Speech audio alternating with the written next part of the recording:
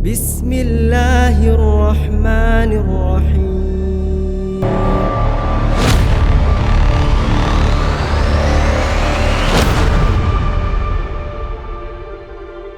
Baik, saya akan masuk langsung di pertemuan perdana kita ini di bab pertamanya ya,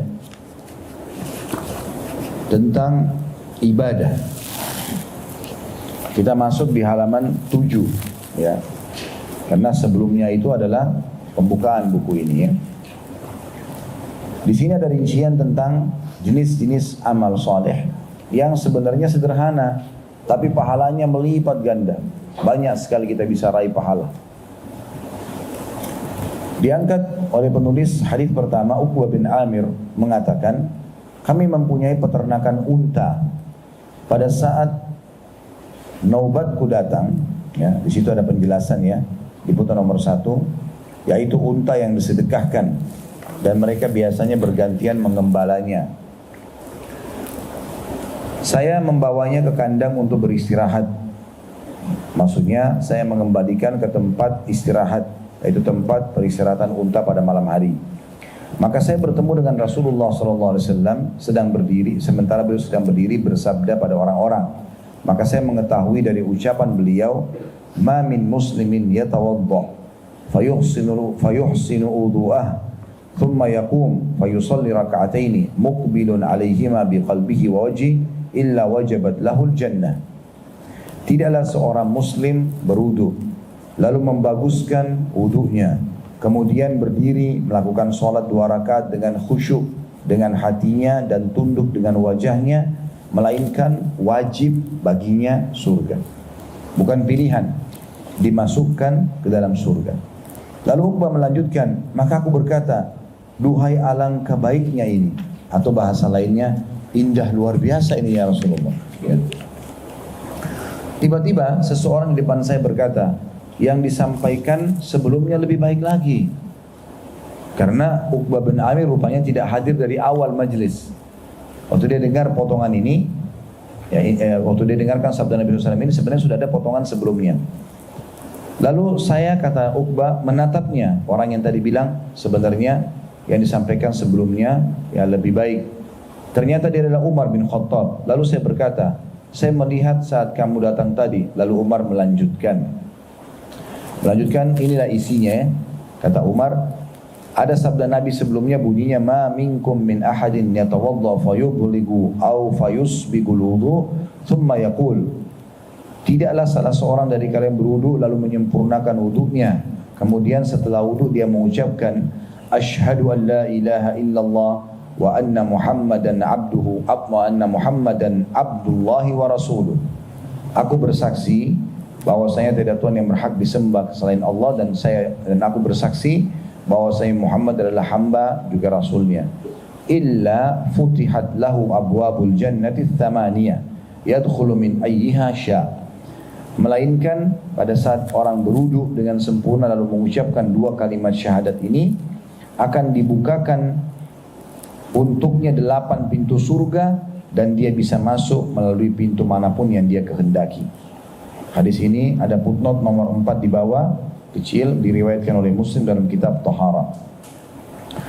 Imam Nawawi rahimahullah berbicara mengenai makna sabda Nabi SAW, fayusalli raka'ataini muqbilun alaihima biqalbihi wa wajhi. Kemudian setelah wudu seseorang itu sholat 2 rakaat menghadap dengan hati dan wajahnya kepada Allah. Beliau berkata, Rasulullah SAW menggabungkan macam-macam ya, khudu atau tunduk patuh dan khusyuk, yaitu maksudnya tunduk dengan hati dan wajah. Karena al-khudu atau tunduk dilakukan oleh anggota badan dan khusyuk dilakukan oleh hati, sebagaimana dikatakan oleh sejumlah ulama. Ini saya bacakan dulu semua baru kami jelaskan ya. Makna ma ajwada hadhihi, maksudnya ini perkataan Uqbah bin Amir yang dia mengatakan alangkah baiknya sabda ini. Setelah Nabi SAW tadi bilang, ya pasti wajib baginya surga.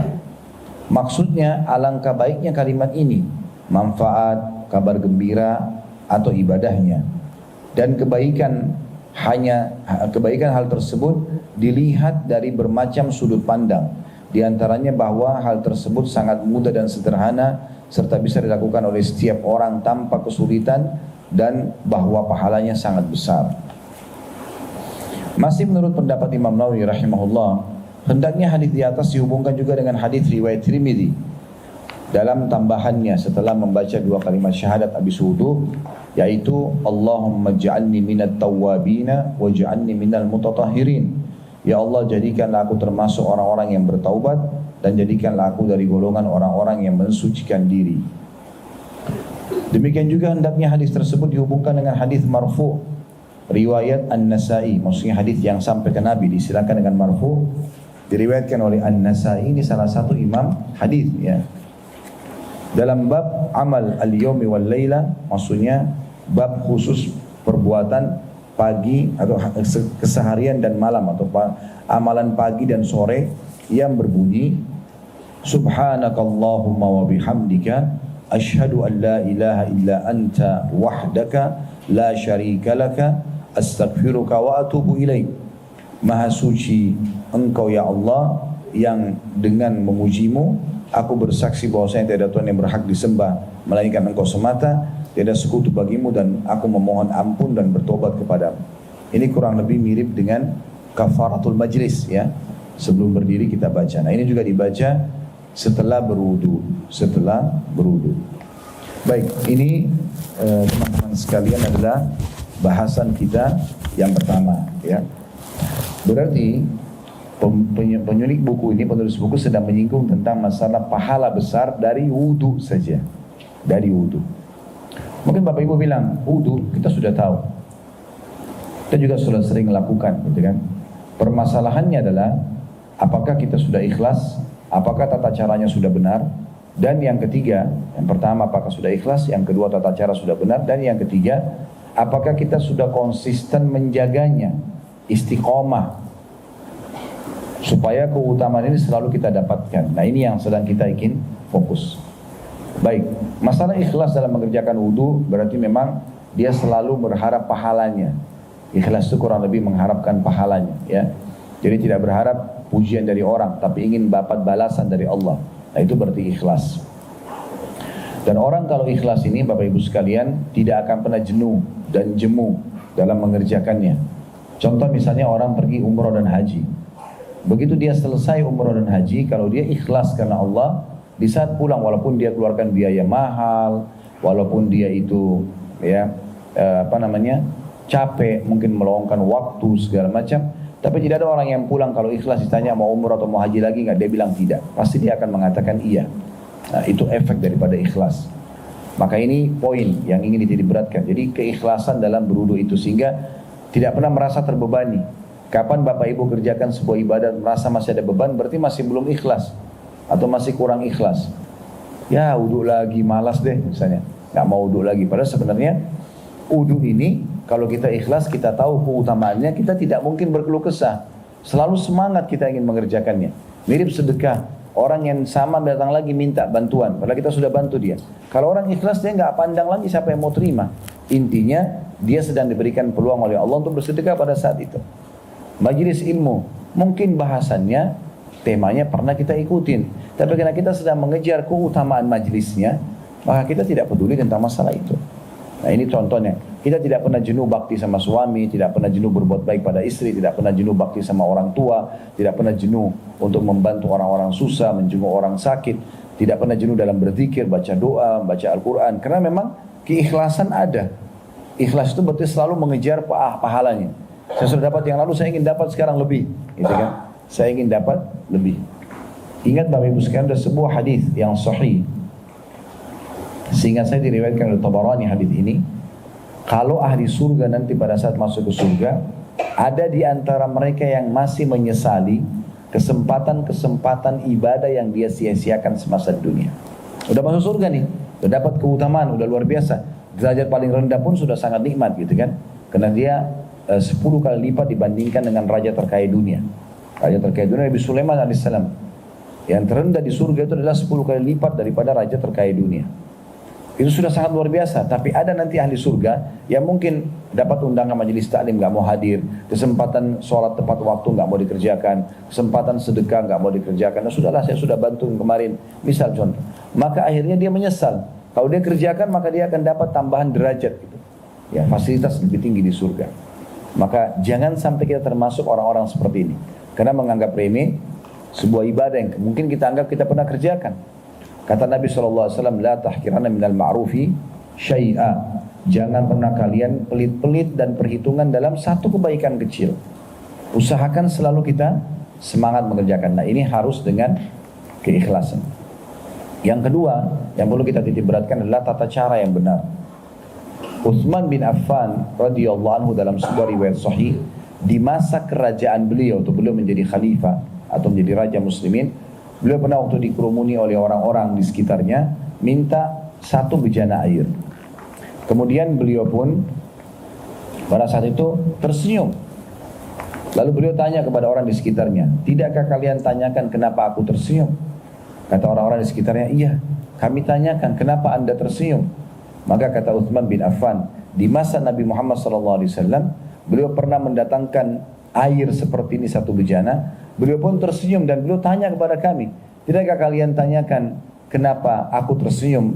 Maka kami pun mengatakan, iya ya Rasulullah, kami ingin tanya kenapa anda tersenyum. Jadi subhanallah, dalam riwayat ini Utsman bin Affan radhiyallahu anhu ingin memberikan penyampaian kepada para sahabat, para muslimin pada saat itu, kalau Nabi pernah buat ini loh, makanya saya juga buat. Karena jelinya mereka ingin mencontohi apa yang Nabi SAW contohkan. Maka lalu kami bertanya, iya ya Rasulullah, kami ingin tahu kenapa anda tersenyum. Maka kata Nabi SAW, telah sampai berita kepadaku, wahyu dari Jibril AS, dari Allah SWT tentunya, kalau tidak ada seorang muslim yang berwudu seperti wuduku ini, kecuali akan berjatuhan semua dosa-dosanya bersamaan dengan tetesan air terakhir dari tubuhnya. Lalu Nabi SAW praktikin caranya. Nah, tata cara ini bukan saya menggurui Bapak Ibu sekalian, cuma mengingatkan kembali. Mengambil air, kemudian mulai dengan telapak tangan kanan bagian depan, jangan lupa batas minimalnya pergelangan. Maka harus dari batas minimal disentuhkan air, ditarik bagian punggung depan kanan, kemudian juga punggung tangan kiri dari pergelangan. Setelah itu baru dibasuh bagian tengah dan selat-selatkan di antara jari-jari. Ini satu kali. Kemudian yang kedua sama, kemudian yang ketiga. Ya. Ini sudah ada di YouTube kami angkat cara praktek wudu yang tepat. Jangan tergesa-gesa. Ingat batas minimalnya. Dan ada anjuran melebihkan dari batas minimal. Ya, karena pernah Abu Hurairah radhiyallahu anhu pada saat beliau wudu, beliau gulung bajunya sampai ke pundaknya. Karena zaman dulu orang pakai baju yang agak lebar bagian atas ya. Maka digulung sampai ke pundak kiri kanan. Lalu beliau berwudu dan beliau lebihkan air wudunya. Yang disiku sampai ke dekat lengan, yang telapak tangan sampai ke setengah perlengan beliau. Maka orang bertanya, ya Abu Hurairah, kenapa anda buat seperti ini? Kata Abu Hurairah, saya mendengarkan Nabi SAW bersabda, perhiasan seorang mukmin akan memenuhi seluruh anggota tubuh yang tersentuh dengan air wudu. Dan Nabi SAW mengatakan dalam hadis yang lain, sesungguhnya orang pada hari kiamat nanti, ya, dari umatku akan keluar cahaya yang sangat terang dari tempat-tempat wudu mereka. Maka siapa yang bisa memperpanjang jamahannya, maksudnya ini batas minimal dilebihkan, siku batas minimal dilebihkan, maka lakukanlah. Ya, seperti itu. Oleh karena itu ingat batas minimal. Kemudian setelah telapak tangan dibasuh dengan baik, karena di sini dalam hadis kan dikatakan siapa yang wudu dan memperbagus wudunya, menyempurnakan. 1, kemudian 2, kemudian 3. Jadi telapak tangan pastikan ya. Jadi kalau ditarik bagian telapak tangan kanan ini, kemudian ditarik juga bagian telapak tangan kiri, sementara air masih mengalir, kemudian bagian dalam, lalu diselat-selatkan di antara jari. Ini baru satu ya. Diambil lagi air lagi ngucur di keran, telapak tangan kanan bagian depan pastikan kena air, bagian tangan kiri juga, bagian dalam kemudian diselat-selatkan di antaranya. Ya. Begitu sampai 3 kali. Kemudian yang kedua, anjurannya adalah mengambil satu cakupan air di telapak tangan kanan, setengahnya dimasukkan ke mulut dan kumur-kumur, setengahnya lagi dihirup. Kecuali kita sedang puasa. Kata Nabi SAW, siapa yang sedang istinsyak. Istinsyak itu menghirup air di hidung. Kuatkanlah, kecuali kalian sedang puasa. Setelah itu, sementara mulut kita masih kumur-kumur, seluruh rongga, gusi, mulut kita ini semuanya kena air itu, kemudian baru kita keluarkan dengan tangan kiri yang dari hidung. Tadi kan setengah masuk di mulut, kumur-kumur, setengahnya dihirup, lalu tangan kiri buang yang dari hidung, lalu kemudian baru dibuang yang dari mulutnya. Ya. Maka kumur-kumur ini bukan cuma masuk lalu dibuang ya, karena nanti setiap tetesan air wudu itu akan menjatuhkan semua dosa-dosa. Dalam sebuah riwayat lain, akan menetes semua dosa-dosa bersama dengan tetesan air terakhir. Riwayat yang lain, akan berjatuhan dosa-dosanya ya sampai ke dari ujung-ujung jari-jarinya. Jadi tetesan air terakhir. Sama kumur-kumur, usahakan betul-betul kita kumur-kumur maksimal di seluruh rongga mulut kita, kanan, kiri, bagian dalam. Setelah betul-betul maksimal baru kita buang. Itu satu. Yang kedua, kumur-kumur lagi, kemudian hirup lagi dengan tangan kanan, lalu keluarkan dengan tangan kiri, lalu kemudian buang lagi yang dari mulutnya. Begitu terus sampai 3 kali. Selanjutnya wajah. Wajah itu dari awal tumbuh rambut sampai di bawah dagu ya. Dari awal kuping kanan sampai ke kuping kiri. Semuanya usap dengan benar ya. Jadi pada saat kita mengusap, ambil air dengan 2 telapak tangan, diletakkan di wajah, kemudian pastikan di awal tumbuhnya rambut ini ditarik ke sebelah kanan ya. Di tempat kuping ya, di daerah kuping, kemudian sampai ke dagu kita.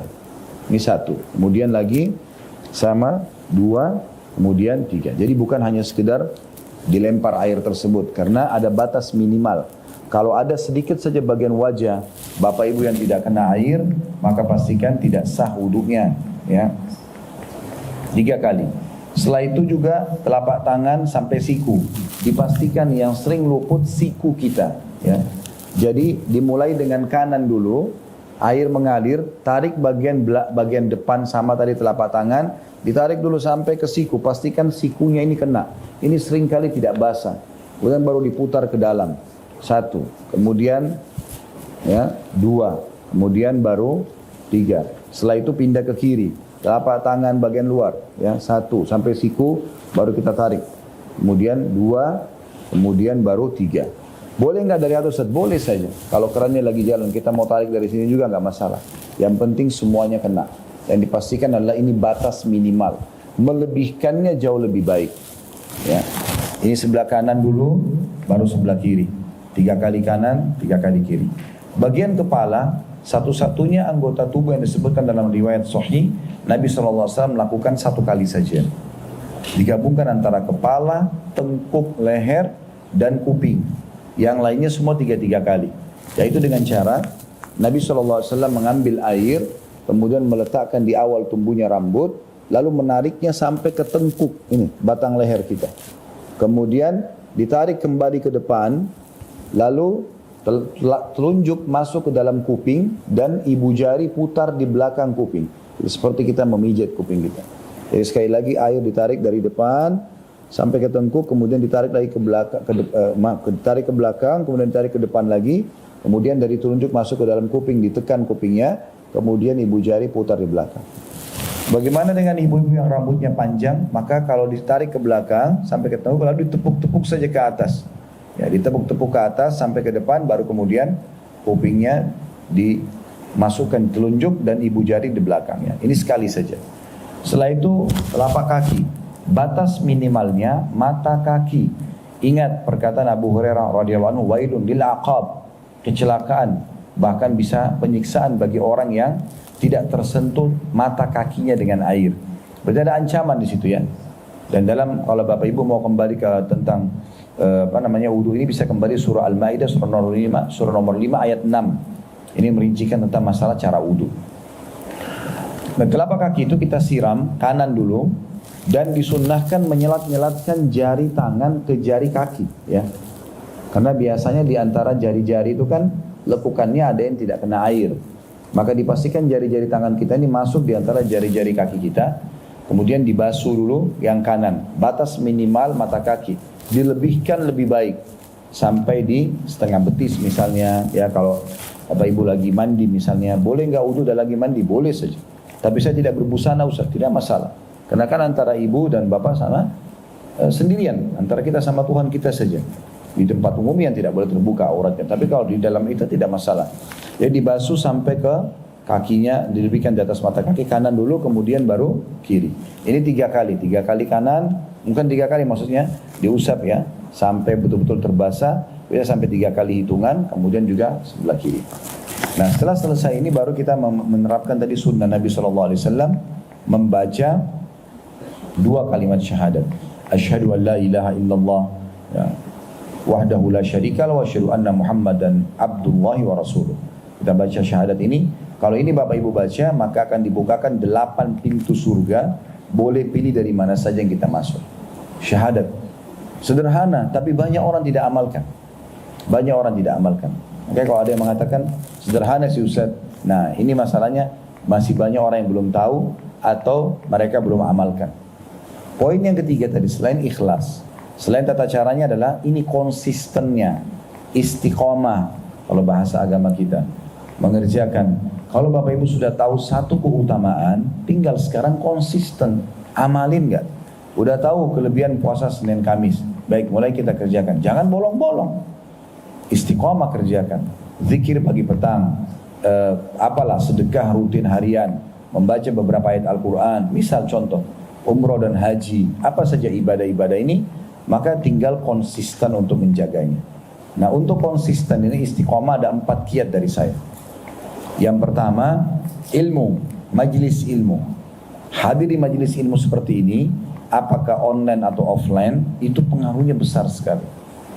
Karena Allah memberikan keberkahan di ilmu itu sendiri. Kapan kita selalu hadir di majlis ilmu, kita akan memiliki dasar, ya, fondasi kenapa kita harus kerjakan itu. Yang kedua, amalkan. Ini kiat istiqomah yang kedua.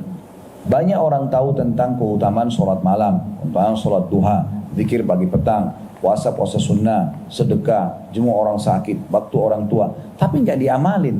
Tahu teorinya, oh itu saya sudah tahu. Saya pernah dengar kok di majelis ini, saya pernah dengar kok dari kaset atau ceramah ini atau YouTube ini atau Instagram ini, tapi nggak diamalin. Kenapa nggak diamalin?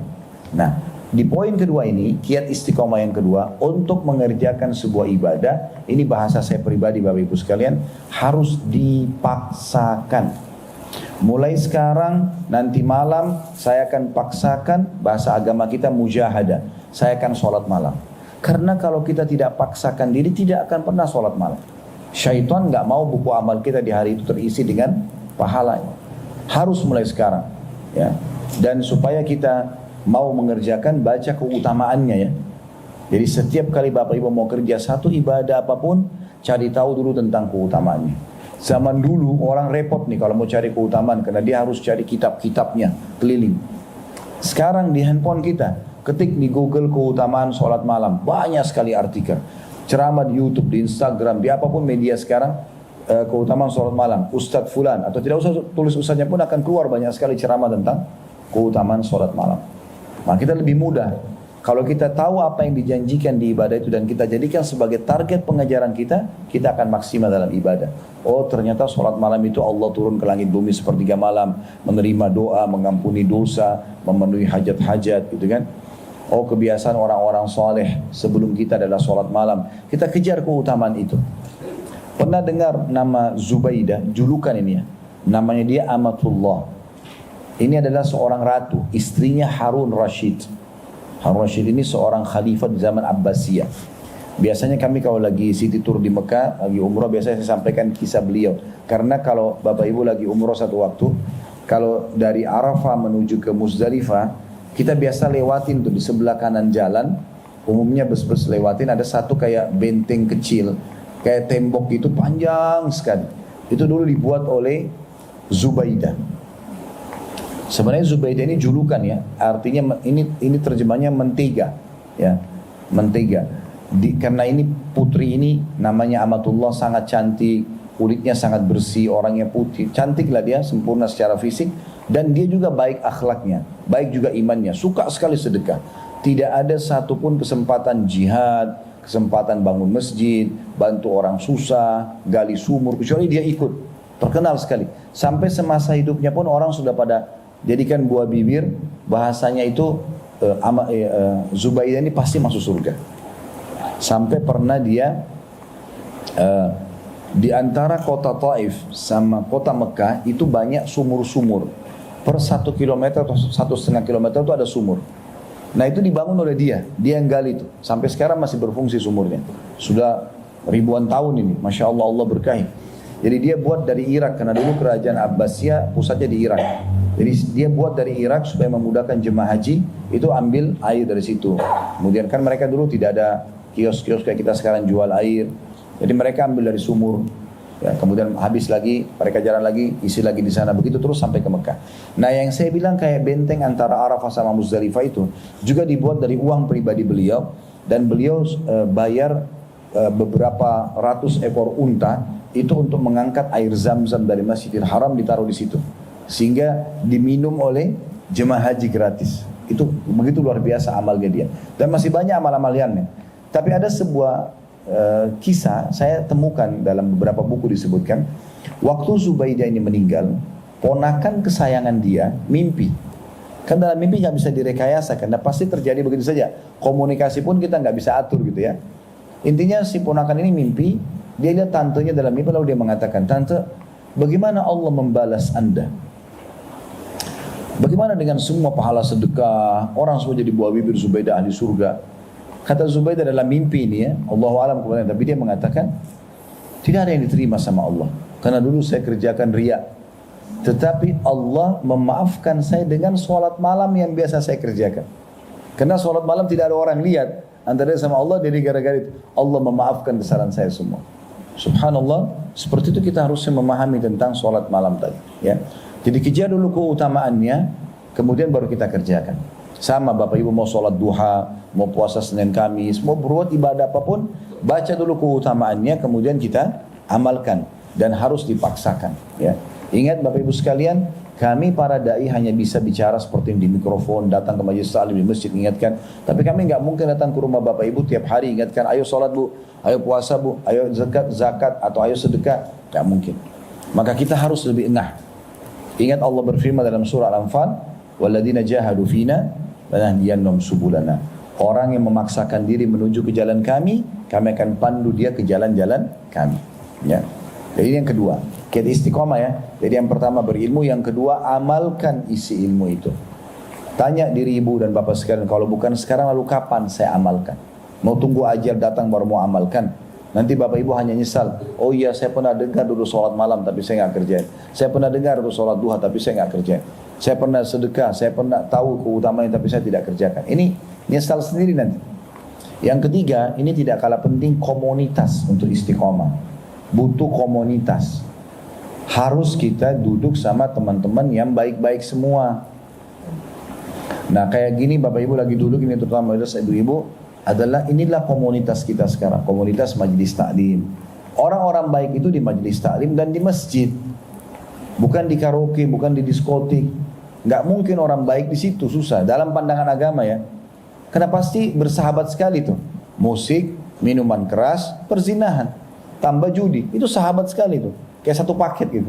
Sekali masuk diskotik ya sudah, berarti dekat dengan khamar, dekat dengan zina, itu kan dekat semua itu. Sama di majelis ilmu. Berarti dekat dengan iman, dengan ilmu, dengan amal soleh, pasti itu sahabat semua itu. Maka kalau kita sudah hijrah menjadi orang lebih baik, wajar. Berarti komunitas kita pun harus berubah. Tetap kita kenal teman-teman lama, tapi bukan menjadi sahabat kita lagi, gak bisa. Karena kata Nabi SAW, Al-mar'u ala dini khalili. Seseorang akan sesuai dengan agama sahabatnya. Itu penting, hati-hati. Sahabat kita. Kalau Bapak Ibu duduk di majelis ilmu seperti ini, sejam kita duduk. Masya Allah sekarang sudah sekitar jam 2. Kita duduk seperti ini. Dengarin ayat, dengarin hadis, dengarin kisah. Pasti beda keadaannya dengan sebelum kita hadirkan. Pasti beda, nggak mungkin sama. Mustahil. Pasti ada perubahan. Tingkatan level iman kita akan lebih bertambah. Itu pasti. Tidak mungkin tidak. Sebagaimana juga kita kalau duduk bersama dengan orang-orang yang buruk, mereka cerita tentang hebatnya perzinahan mereka, tentang perselingkuhan, tentang penipuan, tentang ini, gosipin orang, tentang fitnah, pasti juga kita berpengaruh. Manusia itu sensitif. Saya sering kasih contoh di pengajian Bapak Ibu sekalian. Saking sensitifnya kita dan mudahnya kita terpengaruh dengan lingkungan dan keadaan, kain meja ini saya bisa bedain seketika di saat ini apakah ini kasar atau lembut karena sensitifnya tangan kita. Hidung kita bisa bedain wangi dan busuk seketika. Telinga kita bisa bedain mana intonasi suara yang keras, mana yang kecil, ya. Kita bisa bedain. Mata kita bisa tangkap ini terang atau ini gelap seketika semua. Jadi jangan bilang saya nonton film India 2 jam saya nggak terpengaruh. Bohong ini. Gimana caranya? Mata kita connect sama hati, telinga connect sama hati, pasti berpengaruh. Sebagaimana kalau kita dengarin ceramah juga sejam 2 jam akan berpengaruh. Nah seperti itu. Tinggal kita mau pilih yang mana. Kalau Bapak Ibu merasakan dalam majelis ilmu seperti ini ada tambahan keimanan, ada tambahan ilmu. Bayangkan kalau setiap saat kita begitu. Dari majelis ilmu ke majelis ilmu yang lain. Di mobil pada saat starter mobil sudah dengarin ceramah. Ya kan? Sampai di rumah lagi aktivitas apa ada ceramah yang didengarkan. Jangan bilang tadi kan sudah urusan akhirat, sekarang dunia nggak apa-apa. Kembali lagi ke musik-musiknya yang dulu gitu kan. Akhirnya berpengaruh lagi, berefek lagi. Jadi tidak berimbang antara iman sama dosanya nih ya. Maksudnya bukan tidak berimbang. Memang tidak bisa bertemu. Amal soleh punya kenikmatan, dosa punya kenikmatan, tapi nggak bisa ketemu. Nggak mungkin bisa ketemu gitu. Kalau Bapak Ibu masih beramal soleh, tapi juga masih buka pintu dosa. Nanti nggak enak di sini, nggak enak di sini. Saya kasih contoh. Kalau seandainya ada orang sholat subuh. Dia sholat subuh. Tapi dia malamnya mabuk. Dia buat dosa mabuk. Dia sholat subuh. Sekarang antara dia mabuk, tapi sebentar saya mau subuh nih. Gak enak. Sholatnya terganggu, mabuknya terganggu. Kan gitu. Ada orang pakai hijab syar'i. Tapi dia masih buka pintu pacaran. Dosa. Misal. Dia gak enak. Dia mau dipegang, dia gak enak. Terganggu. Karena ini dosa. Terganggu dengan pakaian dia juga. Gak bisa ketemu ini. Gak mungkin ketemu. Ya. Dan kalau Bapak Ibu sudah, ini timbangan ya, kalau amal solehnya sudah Bapak Ibu nikmatin dan istiqomah di situ 100%, jangan setengah-setengah, hijrah 100%, jadi orang baik sekaligus, jangan setengah-setengah, jangan masih ada noda-nodanya, nggak usah, sekaligus berubah gitu. Maka nanti akan kita rasakan rasa tidak suka terhadap dosa itu. Contoh misal, kita ambil contoh sini mungkin yang paling sederhana, ibu-ibu sudah pakai jilbab misalnya, sudah istiqomah dengan jilbab tersebut, sudah merasa nyaman. Kenikmatan ibadah itu sudah ada. Nanti kenikmatan dosanya buka jilbab hilang. Karena memang sudah dinikmatin ini ya. Kapan ibu duduk di rumah, terus tiba-tiba ada laki-laki bukan mahram nyelonong, ibu lagi nggak pakai hijab, ibu ketakutan, sembunyi, merasa bersalah karena dilihat sama dia. Itu karena sudah ada kenikmatan amal soleh itu. Kita jadi nggak suka lawannya. Buka aurat itu kita jadi nggak suka. Nah kita balik sekarang. Kalau ada orang justru buka aurat, nggak ada malunya. Semua pakainya kurang kain gitu kan. Ya celana pendek, ya bajunya, semuanya kelihatan auratnya. Orang seperti ini dan dia nikmati itu.